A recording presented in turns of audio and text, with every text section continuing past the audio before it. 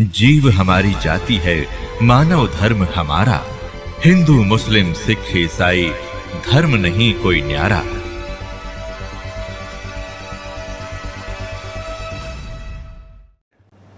मनुष्य जीवन दो प्रकार से प्राप्त होता है। ये कंसेप्ट क्लियर हुआ कि जिनको परमात्मा की चाह नहीं है, कहने से भी नहीं मानते हैं, वो प्राणी पिछले जन्म में 84 लाख योनियों में से निकलकर आए हैं। उनके बस की बात नहीं। अब उनके लिए चाहिए कि उन्हें ज़्यादा सत्संग सुनने को मिले। जैसे इबकाल भगवान ने के कर रखा है, जैसे ये दास कह रहा था कि आपको कि मेरा जन्म ऐसे परिवार में हुआ जो राम नाम के आसपास भी नहीं थे। इसके भी दो कारण होते हैं। जैसे उसी ग्रुप में, उसी समुदाय में अच्छी आत्मा भी थी, लेकिन उनको भक्ति का ज्ञान, चर्चा, सत्संग की सुनने को नहीं मिलती, क्योंकि वो हमारे जो बुजुर्ग थे बड़े न्यू क्या करते हैं, के दरा सत्संग में करके खा ले कर दे दे हैं, काम चोर जाया करें इधर उधर धक्के खान। एक उनके दबाव से भी अच्छी आत्माएं कहीं घर से बाहर नहीं निकल सकती थी, जिनको थोड़ी बहुत चाह भी थी।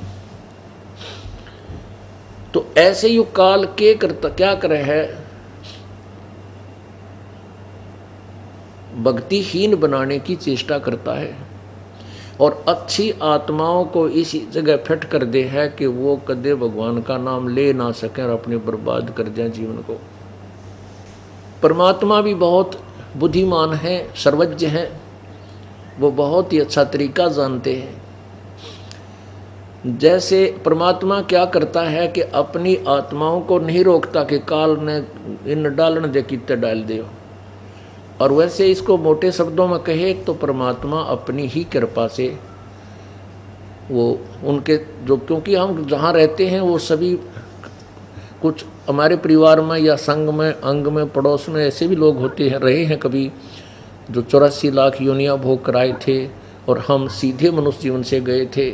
तो उन युग काल का ऐसी व्यवस्था है कि उनके साथ हमारा प्रेम भाव, लगाव, उनसे लेन देन बन जाता है। उस कारण से फिर अगले जन्म में 1000 वर्ष के बाद या कितने वर्ष के बाद कभी ना कभी वैसी जगह ठोक देगा कि उनसे संस्कार जोड़ कर युग काल वहाँ डाल देगा। उन व्यक्तियों में हमारा जन्म दे देगा जो भगवान से दूर होते हैं, भगवान नहीं चाहते हैं। अब इसको हम दूसरे शब्दों में ये कहेंगे कि परमात्मा अपने बच्चों को उनसे कैसे निकालता है। जैसे ये मादा काग होती है, ये इतनी उस्ताद होती है, दुष्ट होती है कि कोयल के अंडों को खा जाती है, और कोयल इतनी समझदार होती है कि वो ये देख लेती है कि कहीं मादा कौवी ने अंडे दे उत्पन्न कर रखे हों घोंसले में, और वो मादा कोयल जब अंडे देने की समय आता है तो अपने अंडों को उस कौवी के, उस काग के घोंसले में अपने अंडों को उत्पन्न कर देती है। जिसमें वो मादा कौवी यानी काग कहीं आहार प्राप्त की के लिए दूर चली जाती है। जब वो वापस आती है तो देखती है कि 2 अंडे थे, ये 4 कैसे हो गए। अब वो पहचान नहीं पाती कि मेरे अंडे कौन से हैं, इसलिए उन 4 अंडों का वो पोषण करती है। जब बच्चे निकलते हैं तो भी उनकी कोई पहचान नहीं होती, एक जैसे होते हैं, काले काले। अब वो उड़ने लग जाते हैं, और वो कोयल इतनी समझदार होती है, वो दूर से देखती रहती है कि तेरे बच्चे उस जिस घोंसले में तूने अंडे दिए हैं वो बच्चे बन चुके हैं, अब वो कितने उड़ार हो गए हैं, कहाँ तक उड़ सकते हैं। जब वो देख लेती है कि अब ये अच्छी छलांग लगाने लग गए हैं, तब वो जहाँ वो 4 बच्चे बैठे होते हैं उनसे थोड़ी दूरी पर वो कोयल बैठ जाती है और फिर अपनी कुहू कुहू की आवाज़ लगाती है, अपनी बोली बोलती है।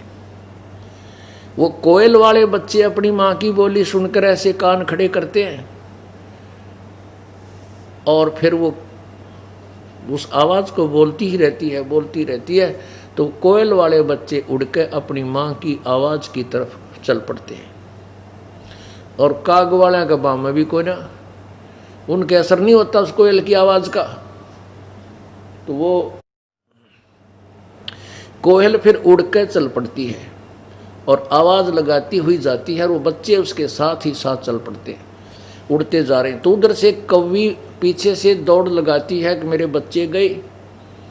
जब वो देख लेती है कि ये तो बहुत दूर चले गए हैं, वापस नहीं आएंगे, वो इस डर से वापस आ जाती है कहीं वो 2 बच्चों को कोई और ना मार डाले।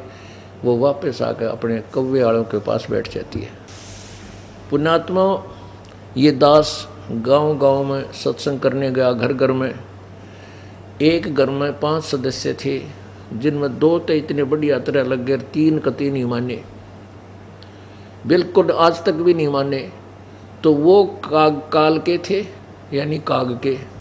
और जो परमात्मा वाले यानी कोयल वाले थे, उन्होंने तुरंत हमारी बोली पहचान ली और हमारे साथ ऐसे लगे जैसे बहुत पहले से जानते थे।